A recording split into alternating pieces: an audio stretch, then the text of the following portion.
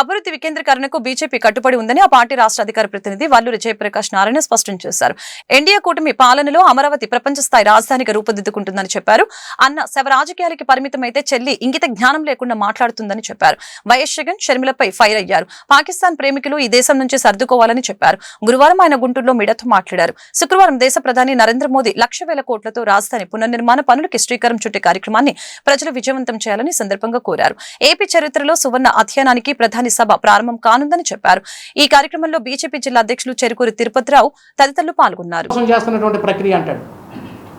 పార్టీకి సంబంధించినటువంటి ఒక ఎంపీ చెబుతాడు సోది, ఏం సోది అయినా ఓ సోది ఒక ఆయన ఉన్నాడు ముస్లిం ఎంపీ, ఆయన చెప్తాడు ఇదంతా కూడా నరేంద్ర మోదీ గారు కావాలని చెప్పి చేపిస్తున్నటువంటి ప్రక్రియ అని. ఇంకా ఉంది మహాతల్లి, కొంతకాలం తెలంగాణ అంటది, కొంతకాలం ఆంధ్ర రాష్ట్రం అంటది, కొంతకాలం నేను దేశానికి నేతను అంటది. షర్మిలమ్మ పిసిసి చీఫ్గా ఉంది ఈ రాష్ట్రంలో. ఆవిడైతే ఏకంగా నరేంద్ర మోదీ గారిని ఇంటర్నల్ టెర్రరిస్ట్ అట, ఈ దేశానికి అంతర్గత టెర్రరిస్టు నరేంద్ర మోదీ గారు అంట. ఏమ్మా, కనీసం మాట్లాడే ముందు ఇంగిత జ్ఞానం కూడా ఉండవలసినటువంటి పరిస్థితి లేదా మీకు? చదువుకున్న వాళ్ళు కాదా? సమాజాన్ని చదివినటువంటి వ్యక్తులు కాదా? ఇదంతా ఇంటెలిజెన్స్ ఫెయిల్యూర్ అని మీరు చెప్తా ఉన్నారే.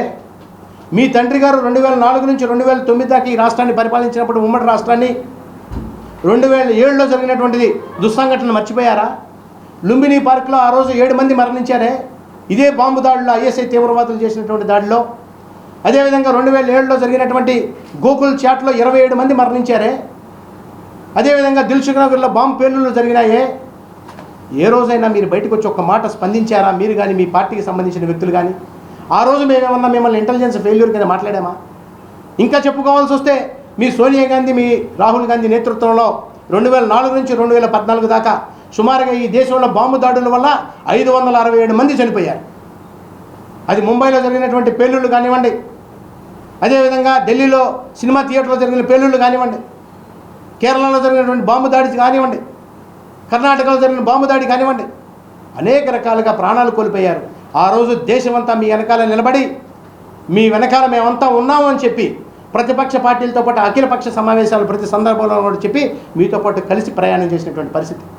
మీరు చరిత్ర తెలుసుకోకుండా, మీ తండ్రి యొక్క చరిత్ర, మీ పార్టీ యొక్క చరిత్ర తెలుసుకోకుండా మీ ఇష్టం వచ్చినప్పుడు పేరాపణ పేలితే భారతీయ జనతా పార్టీ, కేంద్ర ప్రభుత్వం, రాష్ట్ర ప్రభుత్వాలు ఊరుకోవు. మీలాంటి వాళ్ళని బయటకి ఈ దేశానికి ద్రోహుల్లాగా మిమ్మల్ని అందరూ కూడా ప్రజలందరూ కూడా ఇప్పటికే గుర్తించారు. కాబట్టి మిమ్మల్ని ఈ దేశంలో, ఈ పార్టీని, కాంగ్రెస్ పార్టీని ఈ దేశం నుంచి వెళ్ళగొట్టేటటువంటి ప్రయత్నం జరుగుతూ ఉంది.